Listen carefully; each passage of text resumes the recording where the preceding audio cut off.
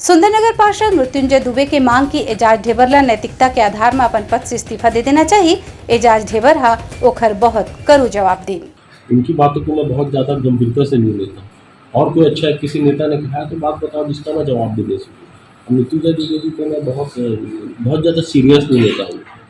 मतलब कोई इतने बड़े सीरियस नेता नहीं है जिसकी मतलब मैं उनको नैतिकता और ये वो नैतिकता के आधार पे तो कई सारे लोगों को इस्तीफा दे देना चाहिए। इस्तीफा दिएगा तो इतना बड़ा नान घोटाला हुआ, इतना बड़ा व्यापम घोटाला हुआ है, इतना बड़ा धान घोटाला हुआ।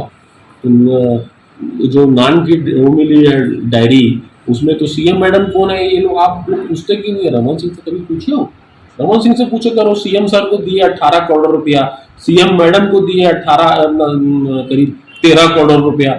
तो वो सीएम मैडम कौन थी या सीएम सर कौन थे?